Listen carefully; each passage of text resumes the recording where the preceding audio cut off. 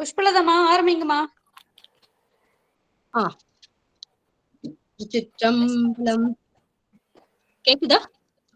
கேக்குதுமா, கேக்குது கேக்குதுமா. நாள்தோறும் தழுத்தவர் தாயே ஆகி வளர்த்தனை போற்றி, தென்னாடுடைய சிவனையை போற்றி, எந்நாட்டவர்க்கும் இறைவா போற்றி போற்றி. திருத்தணி முருகப்பெருமான் மலரடிகள் போற்றி போற்றி.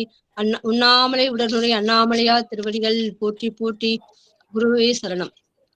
தெளிவு குருவின் திருமேனி காண்டல், தெளிவு குருவின் திருநாமம் செப்பல், தெளிவு குருவின் திருவார்த்தை கேட்டல், தெளிவு குரு குரு சிந்தித்தல் தானே, தெளிவு குரு குரு சிந்தித்தல் தானே. லதாமா விநாயகர் பாடல் பாடுங்க. பாடுறோம். சிவா திருச்சிற்றம்பலம். அனைத்தடியார் திருவடி வணக்கம். வாக்குண்டாம் நல்ல மனமுண்டாம் மாமலரால் நோக்குண்டாம் மேனி நொடங்காது பூக்கொண்டு துப்பார் திருமேனி தும்பிக்கையான் பாதம் தப்பாமல் சார்வார் தமக்கு. திருச்சிற்றம்பலம். சிவானமங்கய்யா திருவடி வணக்கமா வணக்கமா வணக்கமா. குணேஷி அம்மா நால்வத்துதி பாடுங்க.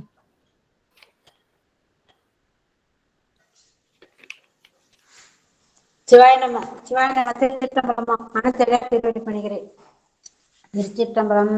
அல்லல் போம் வல்வினை போம், அன்னை வயிற்றில் பிறந்த தொல்லை போம், போகா துயரம் போம், நல்ல குணமதிகம் மாமருணை கோபுரத்தில் வீட்டிருக்கும் செல்வ கணபதியை கைதொழுதேன்கா. நால்வர் துதி பாடுங்கம்மா, நால்வர் துதி பாடுங்க.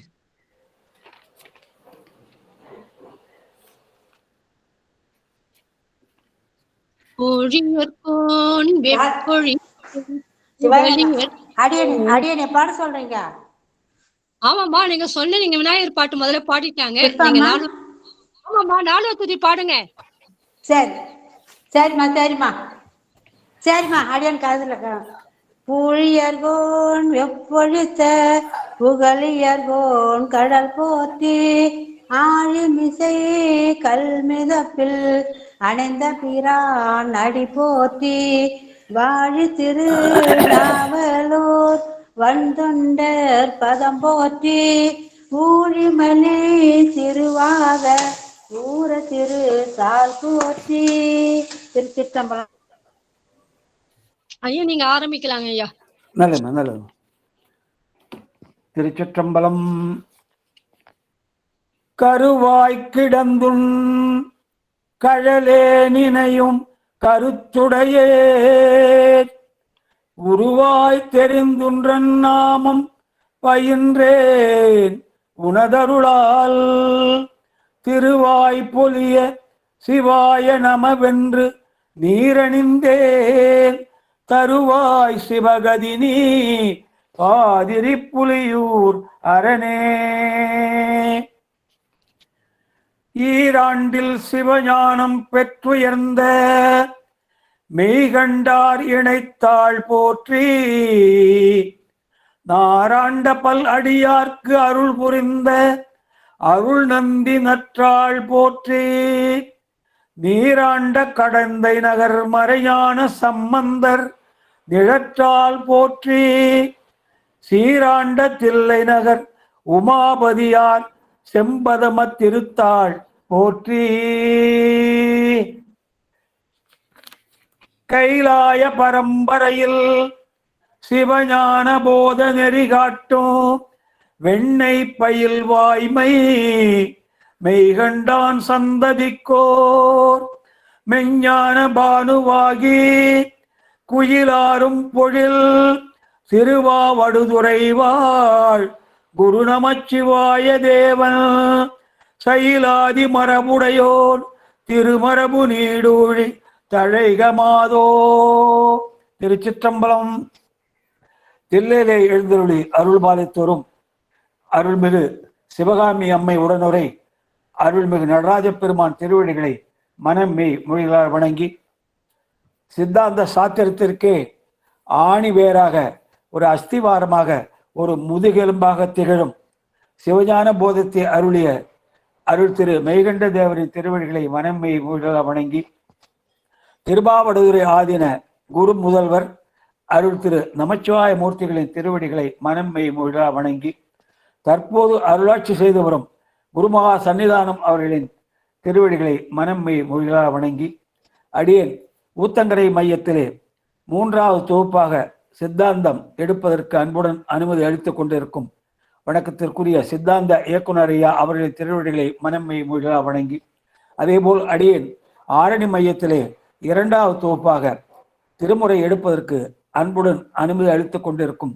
வணக்கத்திற்குரிய திருமுறை இயக்குனர் ஐயா அவர்களின் திருவடிகளை வணங்கி, எல்லாவற்றுக்கும் மேலாக இந்த முதுமை காலத்தில் எனக்கு ஒரு அற்புதமான வாய்ப்பை உருவாக்கி கொடுத்த பிரேமா அம்மையாருக்கும் அவருடைய சகோதரி செல்வி அம்மையாருக்கும் இந்த நிகழ்வை மிக அற்புதமான முறையிலே பதிவு செய்து கொண்டு வரும் வணக்கத்திற்குரிய சாருமதி அம்மையார் அவர்களுக்கும் மற்ற அவர்களோடு தோளோடு தோள் நின்று ஒன்றாக ஒரு குடும்பமாக செயல்பட்டு வரும் அத்துணை அடியார் பெருமக்களின் திருவடிகளை வணங்கி மகிழ்கிறேன். நன்றி, வணக்கம். நண்பர்களே, நாம் இப்பொழுது பயன் என்ற தலைப்பிலே இன்னும் இந்த வாரம் அல்லது அடுத்த வாரத்திலே நிறைவு செய்ய இருக்கிறோம். இப்போது நாம் சிந்திக்க இருப்பது பாச நீக்கத்தினால் உண்டாகும் பயன். பாசம் என்றால் நமக்கு தெரியும், ஆணவம், கண்மம், மாயை. இந்த 3ம் நீங்கினால் நமக்கு என்ன நன்மை கிடைக்கும் என்பதை பற்றி நாம் இப்போது சிந்திக்க இருக்கிறோம். ஞானாசிரியரது நிர்வாண தீட்சையுடன் உபதேசத்தை கேட்ட ஆன்மா உலக பொருள்கள் எல்லாம் அசத்து என்று அறித்து அவற்றில இருந்து மனதாலே நீங்கும். ஞானாதிரி நிர்வாண தீட்சை கொடுத்து உபதேசம் செய்கிறார். அந்த உபதேசத்தை கேட்ட ஆன்மா இந்த உலகத்து பொருள்கள் எல்லாமே அசத்து என்பதை அறிந்து அவைகளிலிருந்து மனதாலே நீங்கும். அதாவது கருவிகளை நீங்குவது என்றால் கருவிகள் எல்லாமே நம்ம உடலிலே அமைந்திருக்கின்றன, அவற்றை நாம் தனியாக எடுத்து வைக்க முடியாது. இப்போ கருவிகளிலிருந்து நீங்குவது என்றால் நம்முடைய மனதால் அறிவால் கருவிகளின் வசப்படாமல் அல்லது கருவிகளை தீய வழியில் செலுத்தாமல் நல்ல வழியில் செலுத்துவது என்பதால் கருவிகளை நீங்குது என்று சொல்கிறார்கள். அந்த நிலையிலே நீங்கும் போது அசத்து என்றால், சத்து என்றால் என்றைக்குமே நிலை மாறாமல் ஒரே தன்மையாக இருக்கும் பொருள் சத்து. அது சிவபெருமான் ஒருவர் தான். சத்து என்றால் சித்தாந்தத்திலே என்றைக்கும் ஒரே நிலையிலே மாறுபாடு இல்லாமல் இருக்கிற பொருள் அது சிவம் மட்டும்தான். அசத்து என்றால் இல்லாத பொருள் என்பது அல்ல. அசத்து என்றால் நேற்று இருந்த நிலையிலே இன்றைக்கு இருக்காது, இன்றைக்கு இருந்த நிலையில் நாளைக்கு இருக்காது, நாளைக்கு இருந்த நிலையில் நாளை மறுநாள் இருக்காது. இது உலகத்து பொருள்கள், மற்ற எல்லாமே அசத்து. இதை உணர்ந்த ஆன்மாவானது அதிலிருந்து நீங்கி நிற்கும். இந்த ஆன்மா மனதால் இறைவன் திருவடியை அடைந்தாலும் பிராரத்தம் இருக்கும் வரை அதற்கு உலக வாழ்வு நிகழ்ந்து கொண்டுதான் இருக்கும். அதாவது முன்னமே நாம் சிந்தித்திருக்கிறோம், நிர்வாண தீட்சையின் போது குருநாதர் சஞ்சித வினையை சுட்டெரித்து விடுவார். ஏனென்றால் இந்த ஆன்மாவானது முழு பக்குவம் அடைந்து விட்டதாலே இதனுடைய சஞ்சித வினையை நாம் இனிமேல் கூட்டு வைக்க வேண்டாம் என்ற சிந்தனையிலே அவற்றை முழுவதும் சுட்டெரித்து விடுவார். பிறகு ஆகாமியம் தோன்றும். ஆகாமியம் தோன்றும் போது இந்த ஆன்மாவானது பக்குவம் அடைந்த ஆன்மாவாக இருப்பதாலே தீய செயல்களை செய்யவே செய்யாது. இப்போ நாம் எல்லாம் நல்லதும் செய்கிறோம், தீயதும் செய்கிறோம். ஆனால் முழு பக்குவம் அடைந்த ஆன்மாவானது அதன் செயல்கள் எல்லாம், ஆகாமிய செயல்கள் எல்லாமே நல்லவைகளாகத்தான் இருக்கும். அப்போ வினை கோட்பாட்டின்படி நாம் செய்கிற வினை நல்லதோ கெட்டதோ அதுக்கு ஒரு பிறவி உண்டு. அதான் வினை கோட்பாடு. இப்போ நாம் செய்யும் போது நல்வினை தீவினையாக செய்கிறோம். அது சஞ்சீதத்தில் இருக்கும்போது புண்ணிய பாவமாக மாறி இருக்கும். அடுத்த பிறவிலே பிராரத்தமாக வரும்போது இன்பத் துன்பமாக வரும். நல்வினைக்கு புண்ணியம், புண்ணியத்துக்கு இன்பம், தீவினைக்கு பாவம், பாவத்துக்கு துன்பம். இப்படியாக ஒரு சுழற்சி முறையிலே வரும். ஆகவே இந்த ஆன்மா பக்குவம் அடைந்த ஆன்மா கெட்ட செயலை செய்யாததாலே நல்லதுதான் செய்யும். அதுக்கு ஒரு பிறவி கொடுக்க வேண்டும். இப்போ குருநாதர் என்ன செய்வார், முதலிலே சஞ்சிதத்தையே நாம் எடுத்து விட்டோம், இது முழு பக்குவம் அடைந்து விட்டது என்று சொல்லி அந்த ஆன்மானுடைய அந்த ஆகாமியவனை சுட்டெடுத்து விடுவார். ஆனால் பிராரத்தத்தை அனுபவித்துதான் ஆக வேண்டும். பெருமானாலும் பிராரத்தத்தை நீக்க முடியாது. இந்த உடலிலே உயிர் இருக்கும் வரை நமக்கு ஒவ்வொருவருக்கும் ஒரு குறிப்பிட்ட காலம் நிர்ணயம் செய்திருக்கிறார். இந்த உலகத்திலே நாம் பிறவி எடுத்து விட்டோம். 7 பிறவிகள் தேவர்கள், மனிதர்கள், விலங்குகள், பறவைகள், நீர்வாழ்வன, ஊர்வன, தாவரம், இப்படி 7 பிறவிகள். இதில் நமக்கு நல்ல பிறவி கொடுத்திருக்கிறார். ஆனாலும் இந்த பிறவி ஒவ்வொருவருக்கும் ஒரு கால எல்லை கொடுத்திருக்கிறார். எல்லோருமே ஒரே நாளிலே நாம் இறைவன் திருவிடை அடைய மாட்டோம். ஒவ்வொருக்கும் நம்ம வினைப்படி ஒவ்வொரு கால எல்லையை கொடுத்திருக்கிறார். அந்த கால எல்லை வரை நாம் இந்த உலகத்திலே வாழ்ந்துதான் இறைவன் திருவிடை அடைய வேண்டும். அப்போ அந்த பிராரத்தத்தை அது அனுபவித்துதான் ஆக வேண்டும். ஆனால் அது உயிரை தாக்காது, உடல் அளவாக கழிந்துவிடும். அந்த வருகிற துன்பமோ இன்பமோ உயிரை தாக்காமல் சென்றுவிடும். அப்படி இப்போ இந்த பாச நீக்கத்தாலே இது இரண்டும் போனதாலே இதுவரை வாழும் காலத்திலே பாசத்தோடு கூடி நின்ற பழக்கம் காரணமாக பாசத்தின் மேலே, பாசம் என்றால் உலக போகங்கள் மேலே ஏற்படும் விருப்பம்தான் மல வாசனைன்றார். என்னதான் நாம் சஞ்சிதவனை சுட்டரிக்கப்பட்டு விட்டாலும், ஆகாமியவனை சுட்டரிக்கப்பட்டு விட்டாலும், பிராரத்தத்தோடு நாம் உயிர் வாழ்ந்து கொண்டு இருக்கிறோம். அந்த நிலையிலே இதுவரை அனுபவித்த அந்த பழக்கம் காரணமாக உலக பொருள் மேலே நமக்கு விருப்பு வெறுப்பு ஏற்படும். அதுதான் மல வாசனை என்றாங்க. வாசனை என்பது நம் முன்னமே சிந்தித்தது போல அதிகம் தாக்காது. காலி பெருங்காய டப்பாவிலே வீசுகிற வாசனை சமையலுக்கு பயன்படாத போல சிறிது அளவே இருக்கும், ஒரு லைட்டாக இருக்கும். அம்மல வாசனை காரணமாக மீண்டும் உலகப்பற்றுக்கள் ஏற்பட்டு விடாமல் இருக்க குருநாதர் உபதேசித்தபடி இந்த ஆன்மாவானது பஞ்சாக்கரத்தை அறிவாலே கணிக்க வேண்டும். இந்த வாசனை கூட வரக்கூடாதுன்றாங்க. பிராரத்தை அனுபவித்துக் கொண்டிருக்கிறோம். அப்பொழுது நம்முடைய பழக்கம் காரணமாக, ஏன்னா கோடான கோடி பிறவிகளாக நாம் ஒரே விதமான வாழ்க்கை தான் வாழ்ந்து கொண்டிருக்கிறோம். எல்லா பிறவிகளிலும் உண்கிறோம், உறங்குகிறோம், இனப்பெருக்கம் செய்கிறோம். இதே தான் தொடர்ந்து எல்லா பிறவிகளும் செய்து கொண்டு வருகிறோம். அந்த பழக்கம் காரணமாக நமக்கு அந்த உலக பொருள் மேலே விருப்பு வெறுப்பு ஏற்பட்டு அதிலே நாம் கவனம் செல்லும் போது அதை மாற்றுவதற்கு உரிய அங்குசமாக திகழ்வது தான் பஞ்சாக்கர ஜபம். இந்த பஞ்சாக்கரத்தை அறிவால் கணித்தல் சொல்றாங்க. ஜபித்தல் என்பது வாயால் ஜபித்துக் கொள்ளுதல். அறிவால் கணித்தலாவது அந்த பஞ்சாக்கரத்தை ஜபிக்கும் பொழுதே பெருமான் நமக்கு செய்து வரும் உதவிகளை மனதிலே நினைத்து கொண்டே ஜபித்தல். ஏனென்றால் நாம் எல்லாம் வெறும் பூஜ்ஜியம். நான் அடிக்கடி சொல்ற உதாரணம் தான். நாம் எல்லாம் வெறும் சைபர் தாங்க. நமக்கு பின்னாலே 1 என்ற எண்ணாக இறைவன் இருப்பதால் தான் நமக்கெல்லாம் மதிப்பு.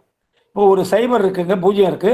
அதுக்கு இடதுக்கு பக்கம் 1 போட்டிங்கன்னா 10, இன்னொரு சைபர் போட்டிங்கன்னா 100, இன்னொரு சைபர் போட்டிங்கன்னா 1000. அப்போ 1 தான் இருக்கும். அதில் எத்தனை சைபர் சேர்ந்தாலும் அது கூடிக்கொண்டே போகும். அதுபோன்று நாம் எல்லாம் ஒன்றுமே இல்லை, சைபர் தான் நம்ம எல்லாம். நமக்கு பின்னாலே இறைவன் 1 எண்ண இருப்பதால் தான் நமக்கு இப்படிப்பட்ட ஒரு நிலை இருக்கிறது. அதனால தான் நம்ம கூட ஒன்றாய் வேறாய் உடனாய் இருக்கிறார். நேற்று அற்புதமான ஒரு பொழுது எனக்கும் பிரேம அம்மையாருக்கும் எங்கள் மன்றத்திலே, திருப்பாப்புலி சித்தாந்த சைவ மன்றத்திலே வணக்கத்துக்குரிய பவானி ஐயா அவர்கள் உபன்யாசம்.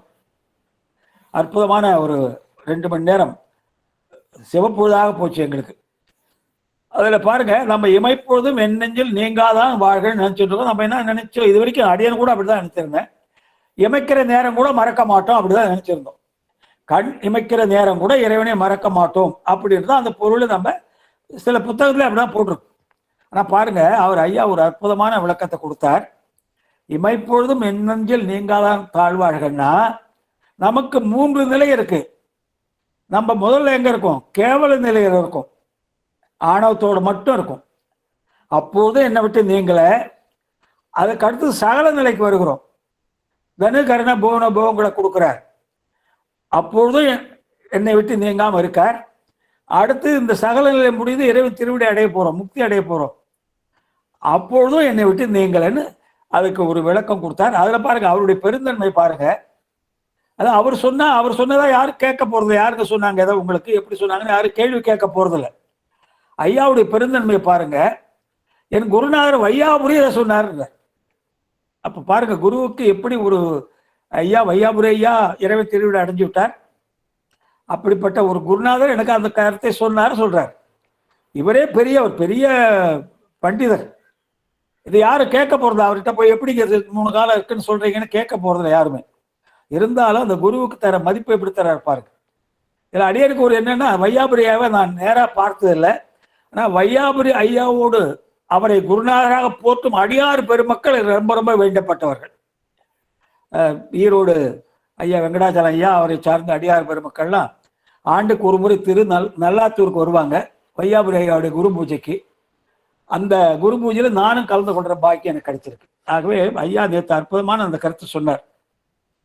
அந்த பஞ்சாக்கரம் ஜெபிக்கும் பொழுது இந்த மந்திரத்தை நாம் ஜெபித்து கொண்டே வரும்போது இறைவன் நமக்கு செய்து வரும் உதவிகளை மனதிலே நினைத்து கொண்டே ஜபிக்க வேண்டுமா. அப்போ அந்த உதவிகள் பேருதவிகள் ஒன்றா இருக்கிறார் நம்ம இருப்புக்கு, வேறா இருக்கிறார் நம்ம கருவிகள் மூலமாக அறிவிக்க, உடனா இருக்கிறார் நம்ம அனுபவிக்க. இதெல்லாம் நாம் நினைத்து கொண்டே ஜபித்து வந்தால் நமக்கு இந்த வாசனை தீர்ந்து விடுமா. அப்புறம் இன்னொரு சந்தேகம் கேட்குறாங்க, மனதாலே சிவபெருமான் திருவடி அடைந்த பிறகு பாச நீக்கமும் சிவப்பேரும் ஏன் பேச வேண்டும் என்று கேட்கிறாங்க சில பேர். மனதால இந்த ஆத்மா சிவன் பெருமானுடைய திருவடி அடைந்து விட்டது, பிறகு ஏன் பாச நீக்கமும் சிவப்பேரும் பேசணும் என்று கேட்கிறார்கள். பாச நீக்கம் என்பது பாச நீக்கத்தினால் உண்டாகும் பயன்கள். பாச நீக்கங்கள் ஆணவம் கண்மம் மாய் இவைகள் நீங்கினால் இந்த ஆன்மாவுக்கு என்னென்ன பலன்கள் கிடைக்கும் அதை பற்றியும், சிவப்பேறு என்பது சிவப்பேற்றினால் உண்டாகும் பயன்களை குறிப்பதாக கொள்ள வேண்டும். ஆகவே பாச நீக்கம் மல வாசனை முழுமையாக ஏற்பட்டு அதன் பயனை பெறுவதற்கு ஆன்மா ஏகனாகி இறைவனி நிற்க வேண்டும்ன்றாங்க. ரொம்ப முக்கியமான ஒரு கட்டத்துக்கு வரும். இந்த பாச நீக்கம் முழுமையாக ஏற்பட்டு அதன் பயனை முழுதும் பெறுவதற்கு ஆன்மா ஏகனாகி இறைவனி நிற்க வேண்டும்ன்றாங்க. இது ரொம்ப ரொம்ப ரெண்டுமே ரொம்ப முக்கியமான டேர்ம்ஸ். ஏகனாகி நிற்றல், இறைவனி நிற்றல் என்பது ஒரு டெக்னிக்கல் டேர்முங்க. இது ஏகனாகி நிற்றல்னா என்னன்னா, இப்போ நம்ம பிறவி எடுத்துருக்கோம், இது பெத்த காலம். பெத்த காலம்னா பிறவிக்கு வந்த நிலைன்னு அர்த்தம். பெத்தம்னா பிறவிக்கு வந்த நிலை. இந்த நிலையில நம்ம ஆன்மா பாசத்தோட கூடியிருக்கோம். சிவம் ஆன்மாவோட அற்புதமாக கலந்திருக்கார். நாம பிறவி எடுத்து விட்டோம், கேவல நிலையில ஆணவத்தோடு மட்டும் இருந்தோம். நம் மீது கருணை கொண்டு பெருமான் ஆணவத்திலிருந்து நம்ம எடுத்து சகல நிலைக்கு கொண்டு வந்து நமக்கு தனு கரண போன போகங்களை கொடுக்கிறார். அப்போது ஆட்டோமேட்டிக்காக நம்ம இந்த மலங்களோடு சேர்ந்து விடுகிறோம். அவர் நம்மை சகல நிலைக்கு கொண்டு வந்ததோடு நின்று விடவில்லை, நம்மோடு ஒன்றாய் வேறாய் உடனாய் இருந்து கொண்டே இருக்கிறார்.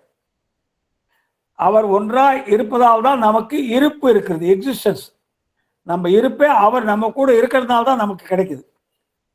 அவர் வேறாக நம்மோடு இருப்பதால் தான் நம்ம கருவிகள் மூலமாக அறிவை பெறுகிறோம். அவர் நம்மோடு உடனாய் இருப்பதால் தான் நம்ம அனுபவம் பெறுகிறோம். ஆகவே அப்படி அற்புதமாக நம்மோடு கலந்திருந்தாலும் பார்ப்பதற்கு சிவம் இருப்பது வெளியே தெரியாது, ஆன்மா இருப்பது மட்டும்தான் தெரியும். பெத்த நிலையில இப்போ நம்ம இருக்கோம், உடலை எடுத்து விட்டால் அந்த உடல்ல உயிர் இருக்கு, ஆனால் சிவம் இருப்பது தெரியாது. சிவம் நம்மோடு கலந்துதான் இருக்கார், ஆனால் சிவம் இருப்பது ஒரு சிறிது வெளிப்படாது. இதே போன்று ஆன்மா மனதாலே அந்த இறைவன் திருவடி அருள் நிலை, இதில் ரெண்டு நிலை இருக்குங்க. மனதால் திருவடியை அடைந்த அருள் நிலை, அதுக்கு மேலே அது துரியம், அதற்கு மேலே போகிறது தான் துரியாதீதம், அது ஆனந்த நிலை, அதான் முடிவான பரமுக்தி. அந்த அடைந்த காலத்திலே ஆன்மா இறைவன் திருவடியை மனதாலே அடைந்த காலத்திலே சீவன் முக்தி நிலையிலே சிவத்துடன் ஆன்மா அத்யுதமாக கலந்திருக்கும். ஒன்றாய் ஒற்றுமைப்பட்டு இருந்தாலும் ஆன்மாவின் இருப்பு இங்கே சரியா தெரியாது, சிவம் மட்டும்தான் இருக்கிறதா தெரியும். அங்கே என்ன சொன்னார், நம்மோடு இப்போ நம்ம உடல் எடுத்து விட்டோம், உடல் இருக்கு, நமக்கு உயிரை கொடுத்து விட்டார். உயிரை கொடுத்துட்டார்னா உயிரை படைத்தார் நினைச்சுக்காதீங்க. எப்பொழுது இருக்கிற உயிர் இருக்கு, அதற்கு வேண்டிய தனு கரண போகங்களை படைத்து கொடுத்துருக்கார். இப்போ நம்ம கூட இறைவன் இருக்கிறார், ஆனால் அவர் இருப்பது நமக்கு தெரியல. வெளியே பார்த்தா நாம் இருப்பது மட்டும்தான் தெரியுது. இது பெத்த நிலை. முக்தி நிலையிலே, சிவன் முக்தி நிலையிலே ஆன்மா பெருமானுடைய திருவடியை மனதால் அடைந்த பின்னும் பெருமான் நம்மோடு தான் இருந்து கொண்டிருக்கிறார். ஆனால் இங்கே நாம் இருப்பது மறைந்து விடும், சிவம் இருப்பது மட்டும்தான் தெரியும். இதுதான் ஏகனாகி நிற்றார். இறைவனோடு ஒன்றுபட்டு, ஏகன்னா ஒன்றுபட்டு, இந்த நிலைக்கு பேர் ஏகனாகி நிற்றல். அதுக்கு அடுத்ததாக இறைபணி நிற்றல்றாங்க. இறைபணின்னா நாம் எந்த செயலை செய்தாலும் அதை இறைவன் செயலாக நினைத்து செய்ய வேண்டும். இறைவன் கையிலே நாம் ஒரு கருவி என்ற மனோபாவத்திலே நாம் தினமும் செய்து வரும் செயல்களை அந்த ஒரு நிலையிலே செய்ய வேண்டும். எல்லாமே இறைவன் செயல், நமது செயல் என்று எதுவும் இல்லை. இறைவன் கையிலே நாம் ஒரு கருவி. அவர் நம்மை எப்படி இயக்குகிறாரோ அப்படி நாம் இயங்குகிறோம். We are just weapons in the hands of God. He is director. We are actors. We are acting according to his tune. அந்த பாவத்தில் எதை செய்தாலும் அதை இறைவன் செயலாக செய்ய வேண்டும். நமக்கென்று ஒரு செயல் தனியாக இல்லை. விதிவசத்தாலே எந்த செயலை நாம் செய்ய நேர்ந்தாலும் அதை இறைவன் செயலாக, இறைவன் கையிலே நாம் ஒரு கருவி என்ற நிலையிலே செய்து வந்தால் அதுதான் இறைபணி நிற்றல். அப்போ நமக்கு எந்த கெட்ட செயலும் செய்ய மனம் வராது. செய்வதெல்லாம் இறைவன் செயல் என்று நினைத்து கொண்டு நீங்கள் செய்தீர்களானால் உங்களிடம் எந்தவித கெட்ட செயலும் தோன்றாது. இது ரெண்டும் தான் முக்கியமான அந்த ஏகனாகி நிற்றல், இறைபணி நிற்றலுக்கு முக்கியமான விளக்கங்க. இதில் அப்பர் பெருமான் சொல்றார் பாருங்க, ஒரு இடத்துல என்ன சொல்றார்,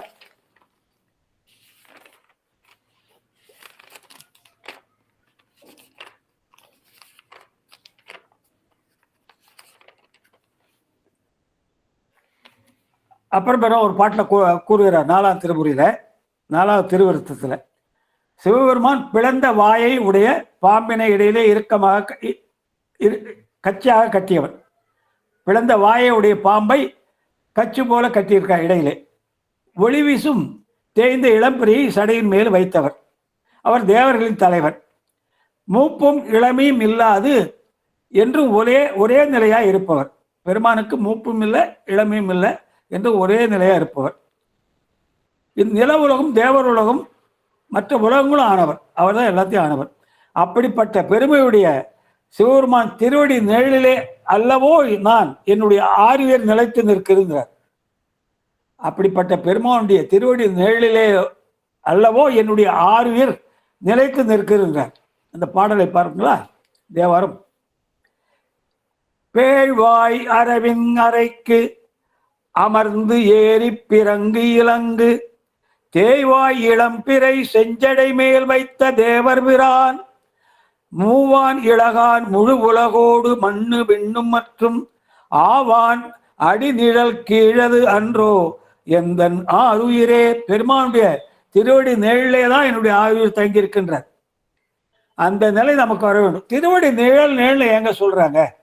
அது என்ன திருவடி நிழல்னு ஏங்க போய் நிழல் என்ற வார்த்தையை ஏன் போடுறாங்கன்னா, இப்போ நம்ம கோடை, கடுமையான கோடை, இந்த நேரத்தில் நடந்து போய் கொண்டிருக்கிறோம் சாலையிலே. காலையில் காலனி இல்லைன்னு வச்சுங்களேன்.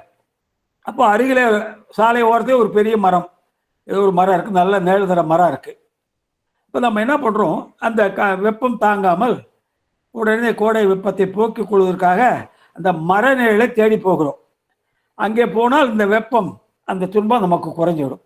அதுபோன்று உலக துன்பங்களிலே வாழும் காலத்திலே நாம் அந்த துன்பத்தை போக்கிக் கொள்வதற்கு எப்படி மர நிழலை அடைகிறோமோ அது மாதிரி இந்த உலக துன்பத்திலிருந்து விடுதலை அடைந்து நாம் இன்பம் பெறுவதற்காக இறைவனுடைய திருவடி நிழலை அடைகிறோம்னு சொல்றாங்க. அதனால்தான் திருவடி நிழல்ன்றாங்க. அடுத்ததாக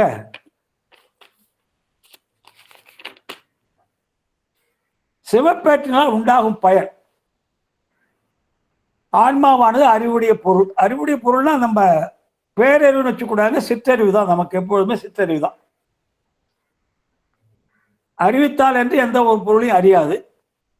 ஒரு பொருளை அறிந்தால் மட்டும் போதாது, அந்த பொருளை சென்று பற்றி அதிலே அழிந்து அறிதல் வேண்டும். அதான் அனுபவம்ன்றாங்க. நம்முடைய இயற்கை குணமே ஒரு பொருளை பற்றி அறிவோம், அதிலே ஆழ்ந்து சிந்திப்போம், ஆழ்ந்து அறிதல் என்று தான் அனுபவம்ன்றாங்க. அப்படி ஆன்மா பாசத்தோடு கூடி இருக்கும்போது பெத்த நிலையிலே சிவபெருமான் உலகப் பொருளை காட்டியும் கண்டும் நமக்கு உதவி செய்து வருகிறார். சகல நிலையிலே பெருமான் நமக்கு 2 பெரிய உதவி செய்கிறார். வேறாக இருந்து கருவிகள் மூலம் நமக்கு காட்டுகிறார். உலகத்து பொருள்களை வேறாக இருந்து கருவிகள் மூலம் காட்டுகிறது, காட்டும் உபகாரம். உடனாக இருந்து காணும் உபகாரத்தை செய்கிறார். அதாவது நாம் பெருமான் அறிவித்தால் மட்டும் எந்த பொருளையும் நம்மால் அனுபவிக்க முடியாது. பெருமானும் நாம் எந்த செயலை செய்தாலும் நம்மோடு உடன் இருந்து அவரும் அதை அறிந்து அனுபவித்து நமக்கு அதை காட்டினால்தான் நம்ம அந்த அனுபவம் நிகழும்.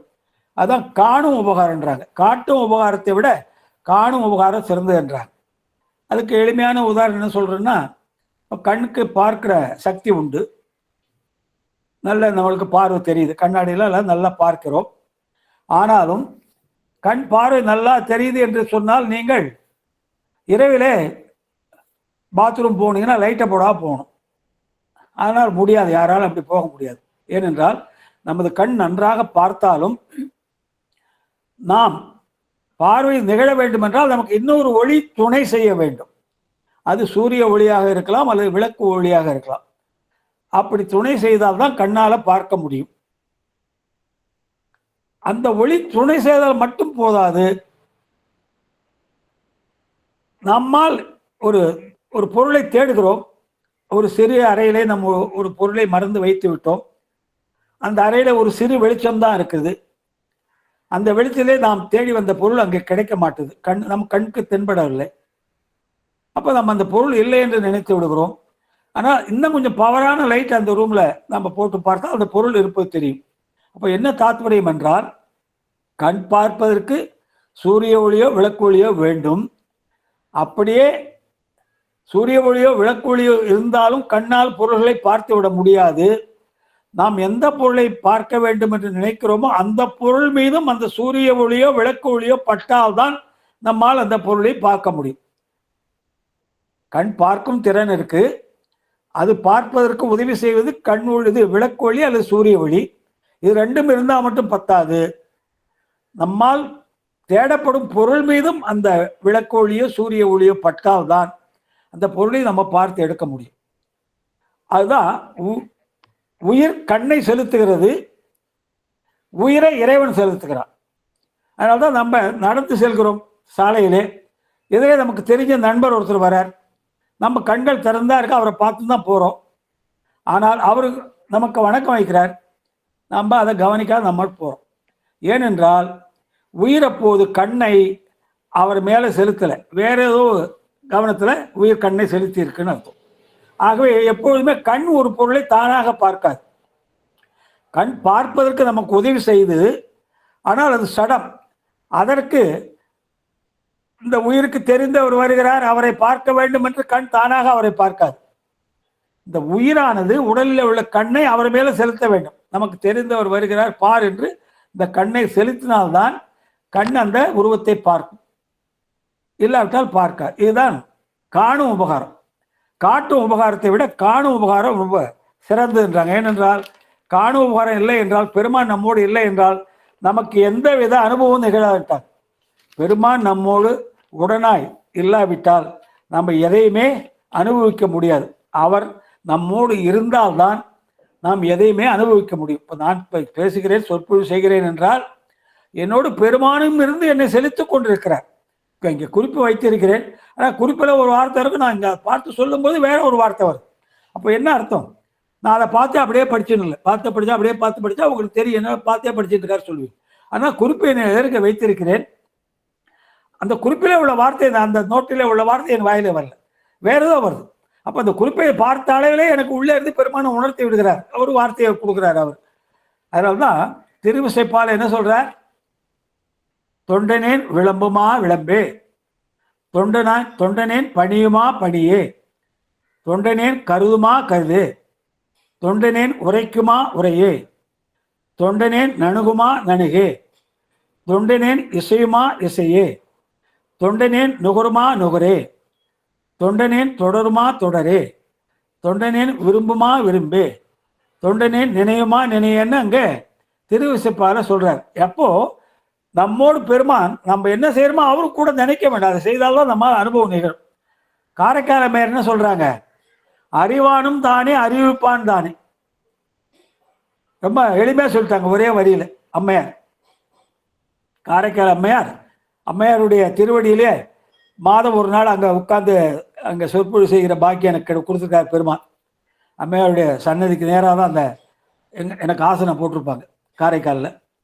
அந்த அம்மா சொல்கிறாங்க, அம்மையார் பெருமானாலேயே அம்மையே என்று அழைக்கப்பட்ட பெருமையுடைய பாக்கியம் பெற்றவர். அவங்க என்ன சொல்கிறாங்க, அறிவானும் தானே அறிவிப்பான் தானே, அவன் தான் நமக்கு அறிவிக்கிறான், அவன் தான் அறிகிறான். ஆகவே அது சொல்லிட்டார். இன்னொரு இடத்துல சொல்கிறாங்க, அறிவா அறிகின்றான் தானேன்ட்டாங்க.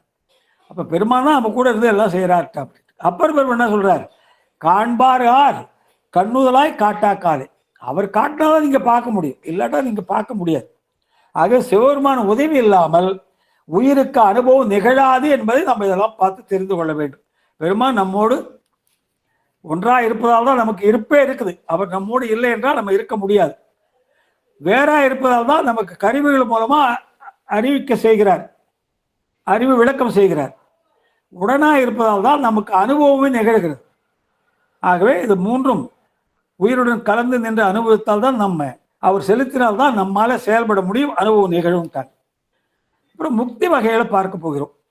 பத முக்திகள், அதாவது சரியை கிரியை யோகம் மூன்றுக்கும் பத முக்திகள்ல பதவின்னு அர்த்தம். அது ஒரு பதவி மாதிரி கொடுக்குறாங்க. முதல்ல சிந்தித்து விட்டோம், பயனே வருது, இருந்தாலும் சுருக்கமாக சிந்திக்கிறோம். சாலோகம் என்பது சிவலோகத்திலே எல்லா இடங்களுக்கும் செல்லக்கூடிய உரிமை. ஒரு வீட்டில் ஒரு வேலையாளர் இருந்தார்னா அவர் அந்த வீட்டில் எல்லா இடங்களுக்கும் செல்லக்கூடிய உரிமை பெற்றிருந்தது போல சாலோகம்.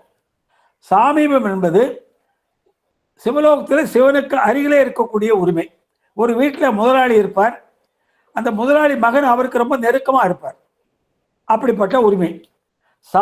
சாரூபம் என்பது சிவலோகத்தில் சிவனுடைய உருவத்தையே பெற்றிருக்கிற நிலை, சுந்தர பெருமான் பெற்ற நிலை, தோழமை நிலை.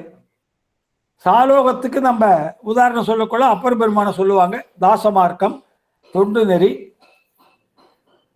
சம்பந்தர் சொல்லும்போது சற்புத்திர மார்க்கம்னுவாங்க, மகன்மை நெறி. சுந்தர பெருமானை சொல்லும்போது தோழமை நெறின்னுவாங்க. அப்போ பெருமானை போலவே அங்கே எல்லா அணிகளையும் பெற்றிருப்பார்.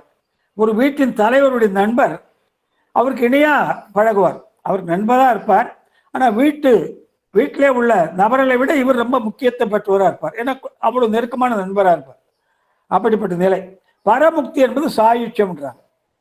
இது சாலோகம் பதமுக்தி, சாமீபம் பதமுக்தி, சாரூபம் பதமுக்தி. இந்த மூன்று பதமுக்திகள் பதவிகள். இந்த முக்திகளை அடைந்தவர்கள் சில நேரம் அங்கிருந்தே நிட்டையிலே கூடி பரமுக்தியை அடைவார்கள். சில நேரங்களிலே மீண்டும் உலகத்திலே பிறந்து, நல்ல சைவ குடும்பத்திலே பிறந்து, ஆச்சாரமான குடும்பத்திலே பிறந்து மறுபடியும் அந்த விட்ட தொண்டை தொடர்ந்து பரமுக்தி அடைவார்கள். முடிவான முக்தி பரமுக்தி. இது உடல் நீங்கிய பிறகு சிவபெருமான இரண்டரை கலத்தல். இரண்டரை கலத்தல்னா எப்படி ஒரு தேனியானது தன்னை மறந்து தான் அமர்ந்திருக்கும் பூவை மறந்து தேனை மட்டும் உறிஞ்சுவது போல இந்த ஆன்மாவானது தன்னை மறந்து தன் அறிவை மறந்து அந்த அறியப்படும் பொருளாகிய சிவத்திலே அழிந்து அந்த சிவானந்த தேனை பருகி கொண்டிருக்கும். இதுதான் சாயுச்சுன்றாங்க. பேரானந்தை பெருமான் வழங்கி கொண்டே இருப்பார், அந்த பேரானந்தை நாம் பருகி கொண்டே இருப்போம். பரமுக்தி அடைந்தால் மீண்டும் பிறவிக்கு வரமாட்டார்கள், அதான் அதனுடைய சிறப்பு. பரமுக்தி அடைந்தவர்கள் மீண்டும் பிறவிக்கு வரமாட்டார்கள். இறைவன் திருவடியிலே கைலாயத்தை அங்கே இருப்பார்கள், சிவகடங்களாகவோ அல்லது ஏதோ ஒரு பதவி அங்கே கொடுத்திருப்பார். பரமுக்தி ஆன்மா அடைய வேண்டிய முடிவான நிலை, நிறைவான நிலை. அதான். ஆனா பரமுக்தி சில மதத்தவர் என்ன சொல்றான், உயிர் முக்தி அடைஞ்சு விட்டால் அது இறைவனை போல ஐந்தோள் செய்யுன்றாங்க. அது சைவம் மறுக்குது. அது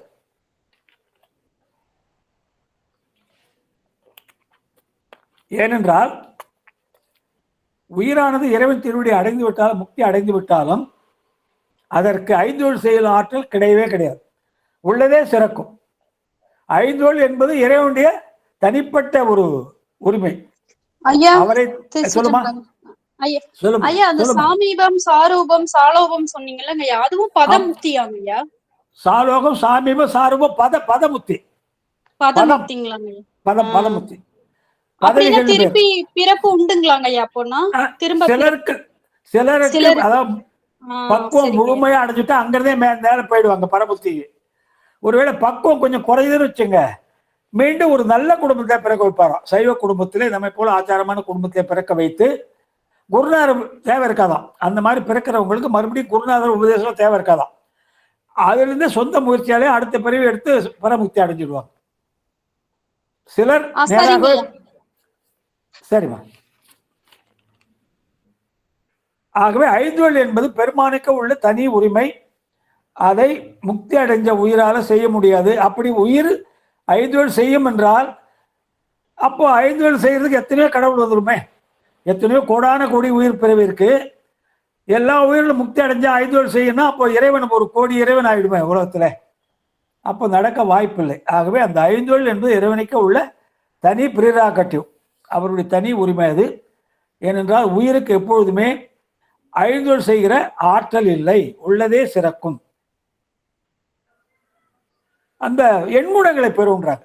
பெருமானுடைய முக்தி அடைந்த உயிரானது பெருமானுடைய எண்குணங்களை பெறும். அதாவது தன்வயம் உடைமை, தூய உடம்பு உடைமை, இயற்கை உணர்வு உடைமை, முற்று உணர்வு உடைமை, இயல்பாக பாசங்களிலிருந்து நீங்கி நிற்பதல், வேரல் உடைமை, அளவில் ஆற்றல் உடைமை, வரம்பில் இன்பம் உடைமை. இதுக்கு வடமொழியில் ஒரு நல்ல டேர்ம்ஸ் சொல்லியிருக்காங்க. அதையும் நம்ம தெரிஞ்சுக்கிறது நல்லதுதாங்க. தன்மயம் உடைமைக்கு சுதந்திரத்துவம், சுதந்திரம்னு சொல்றோம்ல, சுதந்திரத்துவம். தன்வயம் உடைமைக்கு சுதந்திரத்துவம். தூய உடம்பு உடைமைக்கு விசுத்த தேகம், விசுத்த தேகம் தூய உடம்புக்கு. இயற்கை உணர்வுக்கு அனாதி போதம், இயற்கை உணர்வுக்கு அனாதி போதம். முற்றுணர்வுக்கு சர்வஜத்துவம், சர்வஜத்துவம். இயல்பாக பாசங்களிலிருந்து நீங்கி நிற்பதற்கு நிராமயான்மா, நீராமயான்மா, நிராமயான்மா. வேறொருளுக்கு அலுப்த சக்தி, லூனா சின்ன லூனா, அலுப்த சக்தி. அளவில் ஆற்றலுக்கு அனந்த சக்தி. வரம்பில் இன்பத்துக்கு திருப்தி. இந்த எண்குணங்களை பெறும். ஆனால் உயிரால எந்த காலத்திலையும் ஐந்தொழில் செய்ய முடியாது. ஆனால் சில மதத்தவர் அதை சொல்லுகிறார்கள், அதை மறுக்கிறோம் நம்ம சைவத்தில். தன்வயம் உடைமைக்குமா சுதந்திரத்துவம், தன்வயம் உடைமைக்கு சுதந்திரத்துவம். சுதந்திரம் சொல்றோம் இல்லையா, சுதந்திரத்தோட இத்துவம் சேர்த்துங்க, சுதந்திரத்துவம். தூய உடம்புக்கு விசுத்த தேகம், தூய உடம்புக்கு விசுத்த தேகம். இயற்கை உணர்வுக்கு அனாதி போதம், இயற்கை உணர்வுக்கு அனாதி போதம். முற்றுணர்வுக்கு சர்வஜத்துவம், சர்வஜத்துவம், ஞான ஞத்துவம், சர்வஜத்துவம். இயல்பாகவே பாசங்களிலிருந்து நீங்குதல் நிராமயான்மா, நீராமயான்மா, நிராமயான்மா. வேறொருளுக்கு அலுப்த சக்தி, சின்ன லூனா, அலுப்த சக்தி. அளவில் ஆற்றலுக்கு அனந்த சக்தி, அனந்த சக்தி. வரம்பில் இன்பத்துக்கு திருப்தி. இந்த 8க்கும் வடமொழியில் இந்த பேர் சொல்றாங்க. ஆகவே எண்குணங்களை பெறும் உயிர் எந்த காலத்திலும் இறைவனுக்கு சமம் ஆகாது. சிவமாம் தன்மையை பெறும், சிவமாக மாறாது. நேற்று சிவமாம் தன்மையை பெறுவது வேற, சிவமாக ஆவது வேற. நேற்று ஐயாவும் அதுக்கு அற்புதமா விளக்க சொன்னார் பவானி ஐயா. சிவமாம் தன்மைனா அதனுடைய எண்குணங்களை பெறும், சிவமாக ஆகாது. தன்மையை பெறுவது வேறு, அதுவாகவே ஆவது வேறு. இப்போ நம்ம சொன்னது பதமுத்தி பார்த்துட்டோம். சாரோபம், சாமீபம், சாரூபம், பரமுக்தி, சாயுச்சம். இந்த ஒரு முக்தி சொல்றாங்க அபரமுக்தின்னு. இது என்னன்னா பதமுத்தியில் இருக்காங்க பாருங்க, அவங்க நேரா பதமுத்திக்கு போகிற நிலை, நடுவில் இருக்க நிலை அபரமுத்தின்னு பேர். நான் முதல்ல சொன்னல, சில உயிர்கள் பதமுத்திகளிலே இருந்தே நேராக பரமுத்தியை அடைந்து விடும். அது டிராவல் பண்ண பாருங்க, பதமுத்திலேருந்து பரமுத்திக்கு போகிற நிலை இருக்கு பாருங்க, அதுக்கு பேர் அபரமுத்தின்னு பேர். பதமுத்தி ஒரு ஸ்டேஜ். சில உயிர்கள் பதமுத்தியிலிருந்து நேராக பரமுத்திக்கு போயிடும். சில உயிர்கள் மீண்டும் ஒரு பிறவி எடுத்து ஒரு நல்ல சைவ குடும்பத்திலே பிறந்து குருநாதர் தேவைப்படாது, தன்னுடைய முயற்சியாலேயே பழையனுடைய அந்த நல்வினையின் பயனாக தானே முயற்சி எடுத்து அடுத்த பிறவி எடுத்த பிறகு அதிலே இருந்து கொண்டு நல்ல செயல்களை செய்து பரமுத்தி அடைந்து விடும். அப்படி ரெண்டு வகை. இந்த பதமுத்தியிலிருந்து நேராக பரமுத்திக்கு போறாங்க பாருங்க, அவங்களுக்கு பேர் அபரமுக்தர்னு பேர். பதமுத்தி டு பரமுக்திக்கு டிராவல் பண்றாங்க, பதமுத்தி அடைந்து விட்டார்கள். இப்போ நம்ம அப்பர் பெருமான், சுந்தரெல்லாம் நம்ம ஒரு உதாரணத்துக்கு சொல்றோம். சாலோகம் என்றால் அப்பர் பெருமான், சாமீபம் என்றால் சம்பந்தர் பெருமான், சாரூபம் என்றால் சுந்தர பெருமான் சொல்றோம். அது ஒரு உதாரணத்துக்கு சொல்றோம். எல்லாருமே பரமுக்தி அடைந்தவர்கள் தான். அந்த பதமுத்தியிலிருந்து பதமுத்திக்கு போறாங்க பாருங்க, டிராவல் பண்றாங்களே, பதமுத்தி டு பரமுத்தி, அந்த இடைப்பட்ட இடத்துல இருக்க நபர்களுக்கு, அந்த ஆன்மாக்களுக்கு அபரமுக்தர் பேர். அதாவது நீதி அநீதி. நீதிக்கு ஆ வந்தா எப்பயுமே ஆப்போசிட் வந்துடும். நீதி என்பது நல்லது, அநீதி என்பது பாவம். அந்த மாதிரி ஆனா வந்தாலே உங்களுக்கு அந்த எதிர்ப்புறம் வந்துடும். சீவன் முக்தி நிலையை ஆன்மா அறிவிச்சு செயல்கள் எப்படி செயல்படும் சொல்றார். சீவன் முக்தினா உயிரோடு இருக்கும் போதே பரமுக்தி நிலையை அடைய பெற்றவர்கள். உயிரோடு வாழும் போதே பரமுக்தி நிலையை அடைய பெற்றவர்கள். புளியம்பழத்தை ஓட்டும் போல இருப்பாங்க. அவங்க அறிவிச்சு செயல் எப்படி செயல்படும் என்பதை நம்ம சிந்திக்கிறோம். அப்ப அந்த நிலையில இருக்கிற ஆன்மா, சீவன் முக்தி நிலையில இருக்க ஆன்மா என்ன நினைக்குமா, தன்னோடு சிவபெருமான் இரண்டரை கலந்து இருந்து பெத்தம் முக்தி ஆகிய ரெண்டு நிலைகளிலும் காட்டும் உதவி காணும் உதவி ஆகியவற்றை செய்து வருவதை மறவாது நினைந்து நிற்குமா. சிவன் முக்தி நிலையில இருக்கிற அன்பர்கள் என்ன நினைப்பாங்களோ, ஆத்மாக்கள், நம்மோடு இறைவன் நமக்கு பேருதவி செய்கிறார். ஒன்று காட்டும் உதவி, இன்னொன்று காணும் உதவி. காட்டும் உதவி வேறாக இருந்து கருவிகள் மூலமாக நம்ம அறிவு விளக்க தருகிறார். காணும் உதவி என்பது நாம் எந்த செயலை செய்தால் அவர் நம்மோடு சேர்ந்து செய்கிறார். இப்படிப்பட்ட பெருமான் நமக்கு எந்த காலத்திலும் உதவி கொண்டு இருப்பதை மறவாமல் நினைந்து நிற்குமா. அதனால தான் அயரா அன்பில் அரண்கழு செல்லுமேனாங்க. அதனால பெருமான் மீது நமக்கு அன்பு மேலிடுமா. இப்படிப்பட்ட உதவியை, கடைப்பட்ட நாயனுக்கு இப்படிப்பட்ட உதவியை பெருமான் பாரபட்சம் என்று எல்லாருக்கும் செய்கிறார். அதுல ஒரு துர்வாத்மா குலகாரனா இருப்பான், அவனுக்கும் அதை செஞ்சுட்டு இருக்கார். என்னன்னா அவனும் ஒரு காலத்துல பக்குவம் அடைவான் என்ற ஒரு எல்லாத்துக்கும் ஒரு முடிவு நம்ம சைவ சமயம் சார்ந்துதான் முக்தி அடைய முடியும் என்பது ஒரு குறிக்கோள் சொல்றாங்க. ஏனென்றால் நீங்க எந்த சமயத்துல பிறந்திருந்தாலும் எல்லாமே படிக்கட்டுன்றார் சிவஞான சுவாமிகள். சிவஞான சுவாமி என்ன சொல்லிட்டார், உலகத்தில் உள்ள சமயங்கள் எல்லாமே இறைவனை அடைவதற்குரிய படிக்கட்டுகள். நம்ம கடைசி படிக்கட்டு, 18ஆம் படிக்கட்டு.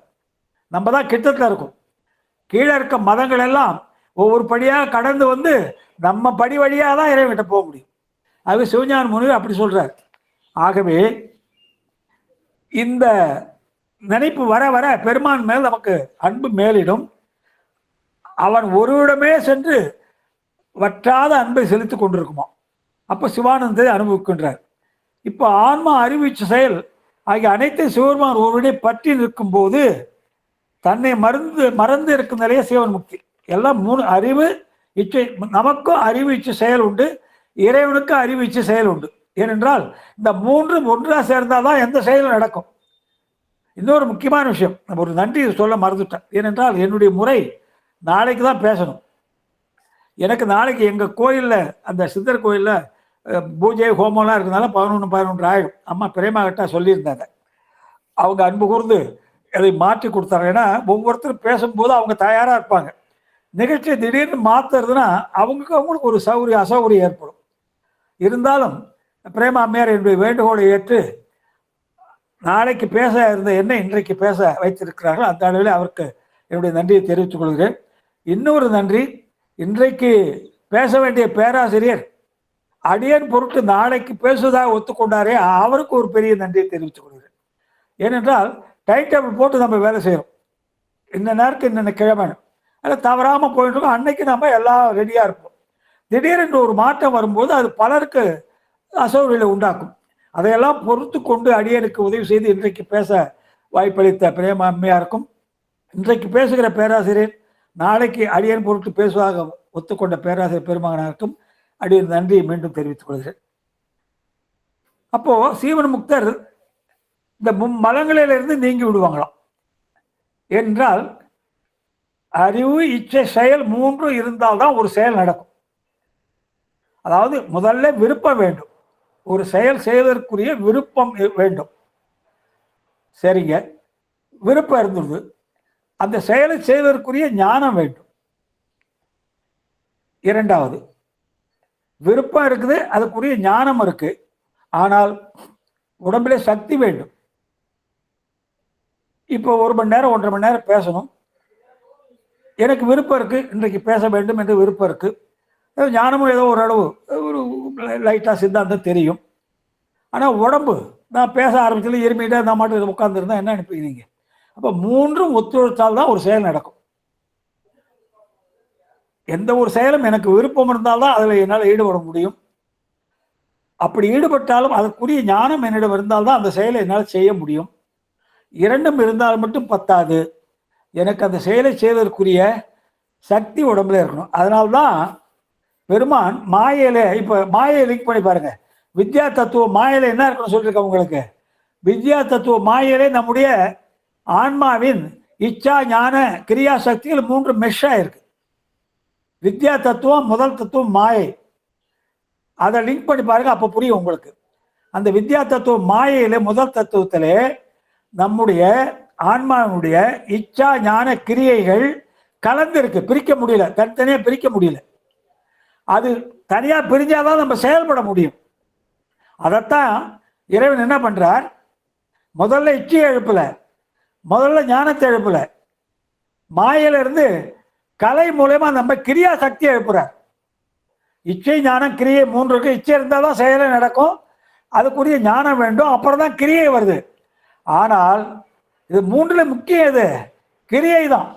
எனக்கு விருப்பம் இருந்தால் மட்டும் பத்தாது, எனக்கு அறிவு இருந்தால் மட்டும் பத்தாது, என் உடல் ஒத்துழைக்கணும். அதனால்தான் கலை என்ற தத்துவம், வித்யா தத்துவ கலை, மாயை, காலம், நேதி, கலை என்ற 4வது தத்துவம் என்ன செய்யுது, இந்த மாயிலே உள்ள ஆன்மாவுடைய இச்சா ஞான கிரியைகள் எல்லாம் சேர்ந்துருக்கு, அதில் கிரியா சக்தி எழுப்புது. அதான் கேட்குறாங்க, ஏன் கிரியா சக்தி எழுப்புதுன்னு கேட்குறாங்க. அதுக்கு காரணம் இதான், நமக்கு விருப்பம் இருந்தால் மட்டும் பத்தாது, நமக்கு ஞானம் இருந்தால் மட்டும் பத்தாது, அந்த விருப்பத்தையும் அந்த செயலை செய்வதற்குரிய சக்தி உடம்புல வேணும். அதனால்தான் கலை என்ற தத்துவம் நம்முடைய ஆன்மாவுடைய கிரியா சக்தி முதல்ல எழுப்புது. என்னமா என்ன சொன்னீங்க? அப்புறம் தான் வித்தை நம்ம ஞான சக்தி எழுப்புது, அராகம் இச்சா சக்தி எழுப்புது. ஆகவே இந்த சீவன் முக்தர் மலங்களிலிருந்து விலகி நிற்கும் போது பிராரத்த கண்மத்தின் விளைவாக அவங்களுக்கு இன்பத்துன்பம் வரும். ஏனென்றால் பிராரத்தம் இருக்கும் வரை நம்ம வாழ்ந்துதான் ஆகணும். சஞ்சிதவனே போக்கிட்டார், ஆகாமியனே சுட்டரிச்சிட்டார். ஆனால் சீவன் முக்தி அடைந்த பிறகும் நம்ம இந்த உடல் இருக்கும் வரை, இந்த உடலிலே உயிர் இருக்கும் வரை வாழ்ந்துதான் ஆகணும். அப்போ நமக்கு இன்பத் துன்பங்கள் தோன்றும். அப்படி இன்பத் துன்பங்கள் தோன்றும் போது பிராரத்தத்துக்கு காரணமாக அந்த இன்பத்தையோ துன்பத்தையோ வேறுபடுத்தி பார்க்காமல் அந்த மாயாமலம் என்ன செய்யுமா, பட்ட வருமா, இன்ப துன்பத்தை நமக்கு ஒரு அதில் விருப்பு வெறுப்பு உண்டாக்கும். அப்ப உலக பொருள் மேல நம்ம பற்றும் நிலையில் யான் என்ன செருக்கு வந்துருமா. மாயாமலத்தால உலக இன்ப துன்பங்களை நம்ம பற்று வரும்.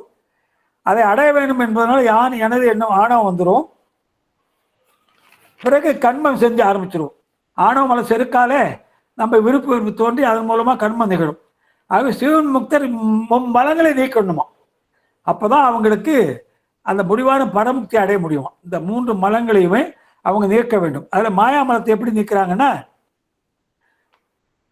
இந்த பிராரத்த ஒரு துன்பம் நமக்கு வருது, பிராரத்தம் இருக்கும் வரை நம்ம உயிர் வாழ்ந்துதான் ஆகணும். அப்போ நமக்கு இன்பம் துன்பம் ரெண்டும் வரும். அப்போ ஒரு துன்பம் வருதுன்னு வச்சுங்க, அப்போ நம்ம என்ன பண்ணுறோம், இப்போ சாதாரண நாளில் இந்த துன்பம் வந்து அந்த துன்பம் அவரால் வந்து இவரால் வந்துன்னு அந்த துன்பத்தை யார் மூலமாக அது வருதோ அவர் தான் நமக்கு செய்தார் என்று நினைக்கிறோம். உண்மையிலே அதெல்லாம் உண்மை. நம்முடைய பூர்வ ஜென்ம வினைக்கேற்ப நல்வினைக்கேற்ப ஒரு நல்லதை வேற ஒருத்தர் மூலமாக கொடுக்குறார்.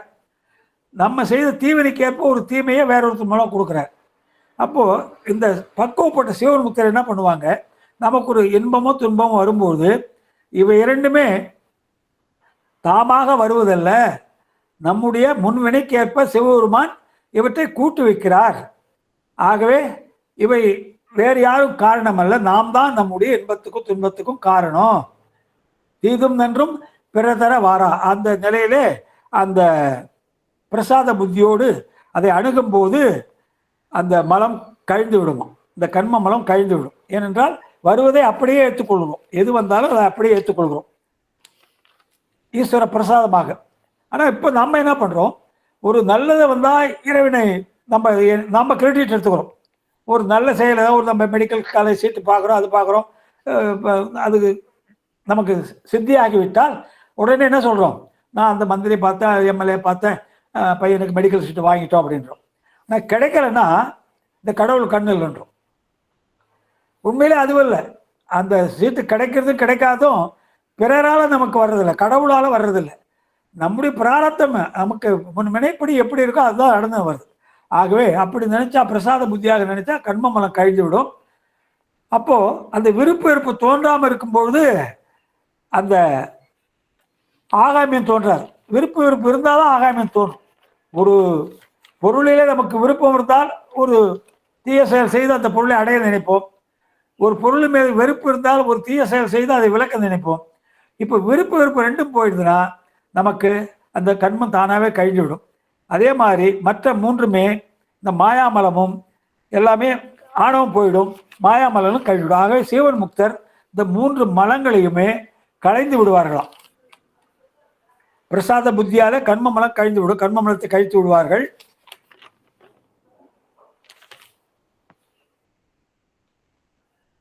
உலக பொருள் மேல விருப்பம் வராது. இந்த சீவன் முக்தி நிலை அடைந்த உயிர்களுக்கு நம்மை போல இப்ப நமக்கு என்ன இருக்குன்னா, உலக பொருள் மேல விருப்பம் இருக்கு. எனக்கு அது பிடிக்குது, இது பிடிக்கல, அது கட்டாயம் எனக்கு வேணும், அவர் வச்சிருக்காரு எனக்கு கட்டாயம் வேணும், அப்படின்ற விருப்பு வெறுப்பு இருக்கு நமக்கு. ஆனா சீவன் முக்தி நிலை அடைந்த அந்த ஆன்மாக்களுக்கு உலக பொருள் போக பொருளாக தெரியாது.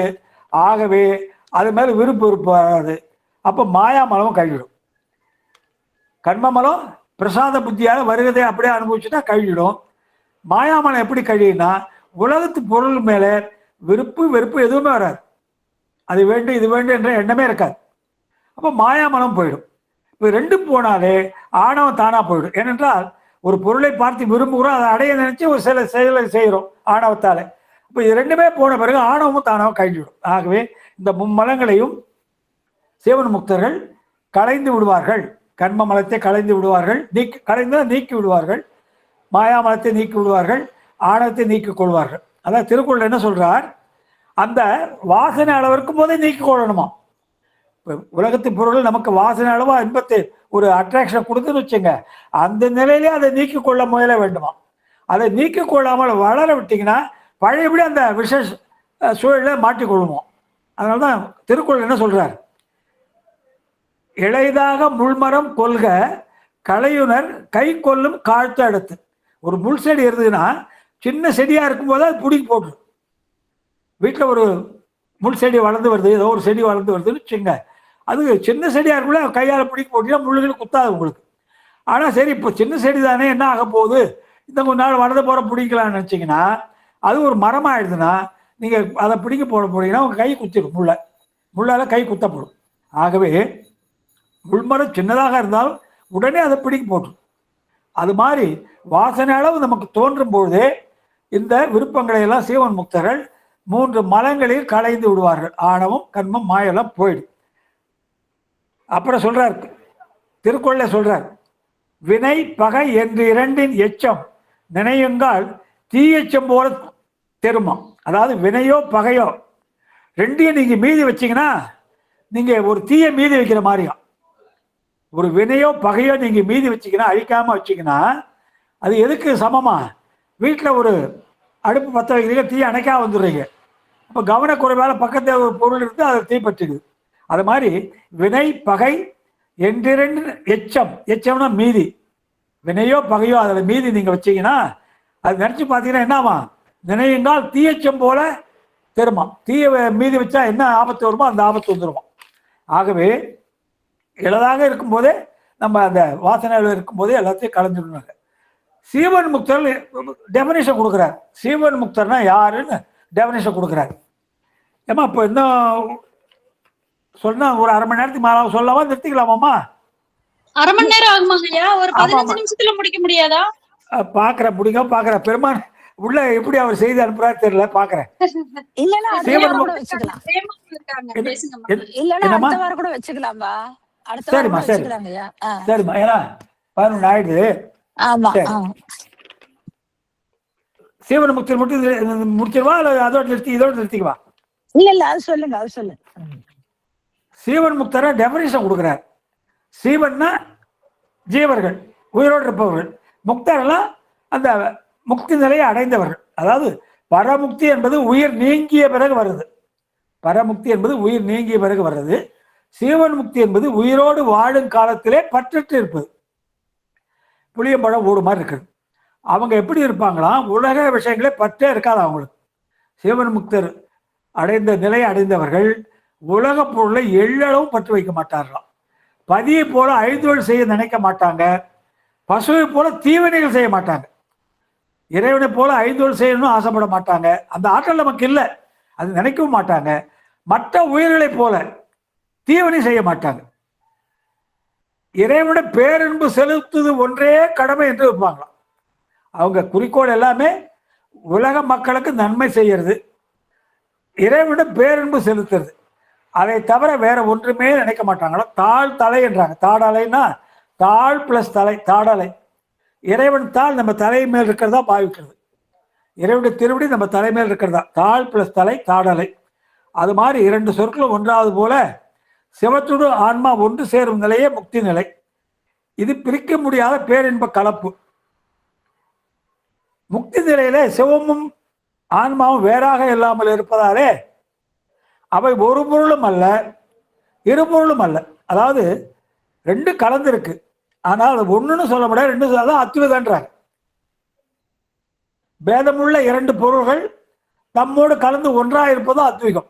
பேதமுள்ள இரண்டு பொருள் என்னன்னா, உயிர் ஒரு தன்மை உள்ளது, இறைவன் ஒரு தன்மை உள்ளவர். இரண்டுக்கு சம்பந்தமே இல்லை. இரண்டு ஒன்று கலந்து ஒன்று போல தெரிவதுதான் அத்வைதம். ஆகவே முக்தியில் இறைவன் உயிர் வேறாக இல்லாமல் இருப்பதாலே ஒரு பொருளும் அல்ல, ரெண்டு பொருளும் அல்ல. ஆன்மாவான சிவமான தன்மை பெற்று பேரின்பத்திலே மூழ்கி திளைக்குமா. சரி கிரியை முதலிய யோகங்களை செய்து இடைநிலை பயனாக பெற்ற அந்த பதமுக்தி எல்லாம் முடித்துவிட்டு பரமுக்தி நோக்கி சென்று கொண்டிருப்பார்கள். வேற எதுவுமே சிந்திக்க மாட்டார்கள். அதான் என்ன சொல்றாங்க, முதல்ல சொல்லிட்டு போன வாரமே, பரஞானத்தால் பரத்தை தரிசித்தோர் பரமே பார்த்திருப்பர், பதார்த்தங்கள் பாரார். சித்தியார் 311. பரஞானத்தால் பரத்தை தரிசித்தோர் பரமே பார்த்திருப்பர். ஏகாரம் போடுறார். ஏகாரத்துக்கு அற்புதமான விளக்கம் கொடுத்தார் ஐயா, பவானி ஐயா. பரமே பார்த்திருப்பர், பதார்த்தங்கள் பாரார். பதார்த்தம்னா உலக விஷயங்களைன்னு அர்த்தம். பதார்த்தம் நம்ம வீட்டில் செய்கிற கூட்டு பொரியல் நினச்சக்கூடாது. பதார்த்தம்னா நம்ம உலக பொருள்கள், நமக்கு உணவாகிறது உலக பொருள் தானே, அது பார்க்க மாட்டாங்களாம். சர்வ சதாகாலமும் சிவனையே நினைத்து கொண்டிருப்பாங்களாம். உலக போகங்களை பற்றி கனவுல கூட நினைக்க மாட்டார்களாம். இப்படியாக சிவன் முக்தர் நிலை சொல்றாங்க. ஆகவே இந்த அளவிலே நினைத்துட்டு குரு வழிபாடு இருக்கு. அடுத்த வாரம் முடிச்சுட்டு முடிஞ்சா நம்ம ஏதாவது வேற கூட ஆரம்பிச்சிடலாம், அல்லது அடுத்த வாரத்தோடு நம்ம பயனை நிறைவு செய்யலாம். இதுக்காக நம்ம சித்தாந்த தெளிவில் என்ற தலைப்பின் கீழே என்று உள்ள பொருள் 3: பதி, பசு, பாசம். பதி இறைவன், பசு உயிர்கள். பசுன்னு சொன்னாலும் உயிர்கள் தான் எடுத்துக்கணும், புலூரல் தான். பாசம் என்பது ஆணவம், கண்மம், மாயை. இது 5 சிந்தித்து விட்டோம். இதை அடையக்கூடிய வழி என்னதான் சாதனம். இறைவனை அடையக்கூடிய வழிதான் சாதனம். அதை இறைவனை அடைந்தால் என்ன பயனை தான் இப்போ சிந்தித்து கொண்டு வருகிறோம். இந்த அளவில் நாம் அடுத்த வகுப்போடு இந்த பயனை நிறைவு செய்துவிட்டு முன்னமேயே அம்மையார் ஆணைப்படி நாம் சித்தியாரை சிந்திக்க இருப்பதாக சொல்லி இப்படிப்பட்ட ஒரு அற்புதமான வாய்ப்பு. ஏன்னா இந்த முதுமை பருவத்திலே நான் கனவோடு நினைச்சு பார்க்குறீங்க. 2 வருஷமா அவங்க என்ன வற்புறுத்தி வரும்போது நமக்கு எங்கே தெரியும் போது எல்லாம் முடிய போது அந்த ஒரு பயத்திலே இருந்தேன். நீங்கள் கொடுக்குற உற்சாகம் இதெல்லாம் பார்க்கும்போது நேர்முக வகுப்பில் அது ஒரு விதமான உற்சாகம். அங்கே நேராக இருக்கும், அவங்க ரியாக்ஷனை பார்க்குறோம், அது ஒரு விதமான ஒரு இன்பம். இருந்தாலும் இது ரொம்ப ரொம்ப சிறப்பானதுங்க. ஏனென்றால் இப்போ காலம் போகிற ஃபாஸ்ட் வேர்ல்டில் இப்படிப்பட்ட வகுப்புகள் தான் நமக்கு இறை சிந்தனையை நமக்கு கொடுத்து கொண்டிருக்கின்றன.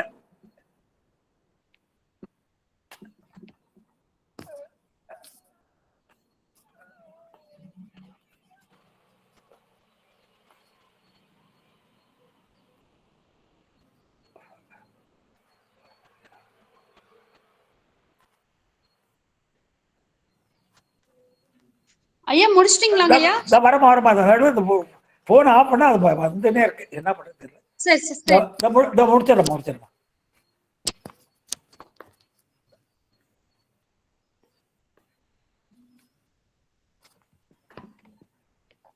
நிறைய இப்போ இந்த திருவாவூர் ஆதீனம், தர்மபுரம் ஆதீனம், பேரூர் ஆதீனம் போன்ற அமைப்புகள்லாம் சித்தாந்த வகுப்புகள் நடத்தி கொண்டு வருகிறார்கள். அது இல்லாம கைலை துரசாமி ஐயா போன்றவர்கள், நம்ம பெரிய பெரிய பேராசிரியர்கள் நிருபார் ஐயா, பவானி ஐயா போன்றவர்கள்லாம் ஆன்லைன்ல, சண்முக ஐயா எல்லாம் போன்றவர்கள் ஆன்லைன்ல வகுப்பு நடத்துறாங்க.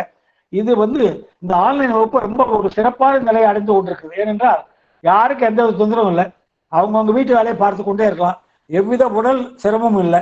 இருந்த இடத்துல இருந்து கொண்டே சிவப்பொழுதாக நாம் நாளையெல்லாம் கழித்து கொண்டு வருகிறோம். அந்த அளவில் இந்த ஆன்லைன் வகுப்பு ஒரு சிறப்பான நிலையை இன்னும் போக போக எட்டி கொண்டு வருவதாக சொல்லி, அந்த நிலை அடியேனும் இந்த தொண்டிலே கலந்து கொள்வதற்கு ஒரு வாய்ப்பு நல்கிய பிரேமா அம்மையாருக்கும் செல்வி அம்மையாருக்கும் அவர்களை சார்ந்த அடியார் பெருமக்கள் என்னுடைய நன்றிய வணக்கத்தை தெரிவித்துக் கொண்டு இந்த அளவிலே நிறைவு செய்தேன். நன்றி, வணக்கம். நன்றிங்க ஐயா. வணக்கம். வணக்கம். நம்ம சந்தேகம் இருந்தா கேட்கலாங்கம்மா, யாராவது கருத்து சொல்லுங்கம்மா. செல்வரதி அம்மா பேசுறீங்களா? ஒரு வார்த்தை பேசுங்கம்மா. சிவாய் நமங்கய்யா. வணக்கம்மா. வணக்கம்மா. வணக்கம். திருவடிய மனமை மொழிகளால் வணங்கிக் கொள்கிறேன். வணக்கம். வணக்கம். வணக்கம். வணங்குவதற்கு பாக்கியம் தந்த பெருமானுக்கும் நன்றிங்க ஐயா. நன்றி. வணக்கம். ஏதோ ஒரு சில தவ பயன், இந்த ஆன்மாவும் ஒரு சில தவம் பண்ணிருக்கு அப்படின்னு நினைக்கக்கூடிய அளவுக்கான வார்த்தைகளையும் வழிகாட்டுதலையும் கொடுத்துட்டு இருக்கீங்க. புது புது கருத்துக்கள், புது புது அனுபவங்கள், புது புது உணர்வுகள். இப்போ நீங்க அந்த 8 குணங்களுக்கான வடமொழி இன்னைக்குதாங்க அடியேன் கேள்விப்படுறேன். 8 குணங்களை பத்தி நிறைய விஷயங்கள் படிச்சுட்டோம். இருந்தாலும் இன்னைக்குதான் முதல் முறை அந்த வார்த்தைகள் அதான் மறுபடியும் சொல்லுங்க ஐயான்னு எழுதி வச்சுக்கிட்டோம். நல்ல நல்ல தெளிவான கருத்துக்கள்ங்க ஐயா. அதாவது தெளிவியல் அப்படின்ற தலைப்புக்கு ஏற்றாற் போல் தெளிவான கருத்துக்கள். சித்தாந்தத்தை தெளிய வைக்கிறீங்க எங்களுக்கு. கேட்டுதான் ஐயா சிந்திக்க முடியும். அதனால முதல் நிலை கேட்கிறோம், நல்லா கேட்கிறோம். அது நல்லது. ஒரு ஆசிரியர் வாயிலா கேட்கறது மிகவும் சிறப்பு. சொல்லக்கூடிய கருத்துக்கள் சிறப்பா இனிமையா இருந்தாதான் காது ஏத்துக்கும், இல்லைன்னா இக்னோர் பண்ணிடும், வேண்டாம் அப்படின்னு. அப்ப அந்த ஆர்வத்தோடு கேட்க வைக்கிறீங்க. புது புது கருத்துக்கள் நல்ல தெளிவா சொல்லி எங்களை ஆர்வமா கேட்டு எழுத வைக்கிறீங்க. குறிப்பெடுக்க தானா போகுது கைகிட்ட, எழுதிக்கோங்க, தேவைப்படும் அப்படின்னு. நாளைக்கு நாங்க அடுத்த ஜெனரேஷனுக்கு கொண்டு செலுத்தும் பொழுது இந்த கருத்துக்கள்லாம் எங்களுக்கு ரொம்பவும் உதவியா இருக்கும். அது உங்ககிட்ட இருந்து நாங்க வாங்கிக்கிறோம். பெருமானுக்கும் தங்களுக்கும் மிக்க நன்றிங்க ஐயா. சிவா, என்னைக்கும் உங்களுடைய சிவப்பணி தொடரணும். நாங்க என்னைக்கும் உங்களுக்கு அடியில இருந்து அந்த கருத்துக்களை கேட்டுக்கிட்டே இருக்கணுங்க ஐயா. நன்றி. சிவாய் நம. சிவாய் நம. சிவாய் நமமா ஐயா. வகுப்பு எனக்கு ரொம்ப உற்சாகம் ஐயா. உடம்பு இதா இருக்குன்னு எனக்கு சொல்ல தெரியல, எனக்கு அனுபவத்தை தான் சொல்றேன். அதாவது உடம்பெல்லாம் ஒரு மாதிரி நல்ல மின்சாரம் பாயிற மாதிரி ஒரு மாதிரி ரொம்ப திருப்தியா இருக்குங்க ஐயா. அது சொல்லணும்ட்டு எனக்கு உங்க வகுப்பு ரொம்ப சிறப்புங்க ஐயா. மனசுக்கு ரொம்ப இதமா இனிமையா இருக்குங்க ஐயா. திருவடி வணக்கம் ஐயா. திருவடி வணக்கம் ஐயா. திருவடி வணக்கம். வணக்கம். அம்மா வேற யாராவது பேசுறீங்களாங்கம்மா? சரி, வாழ்த்து பாடல் பாடிருங்க ஐயா. நம்ம ரெக்கார்ட் ஆஃப் பண்ணிட்டு அதுக்கப்புறம் பேச சொல்லலாம். வாழ்த்து பாடல் பாடிருங்க ஐயா. வான்முகில் வழாது பெய்க, மறிவளம் சுரக்க, மன்னன் கோன்முறை அரசு செய்க, குறைவிலாது உயிர்கள் வாழ்க, நான்மறை அறங்கள் ஓங்க நற்றவம் வெள்ளிமல்க மேன்மைகள் சைவ நீதி விளங்குக உலகமெல்லாம் நம பார்வதி மலையே அரகர மகாதேவா. எந்நாடுடைய சிவனே போற்றி, எந்நாட்டவர்க்கும் இறைவா போற்றி, காவாய் கனகத்திரளே போற்றி, கைலை மலையானே போற்றி போற்றி. திருச்சிற்றம்பலம். நன்றிங்க ஐயா. பொன்முடியம்மா, பொன்முடியம்மா இருக்கீங்களா? சரி, வேற யாராவது பேசுங்கம்மா.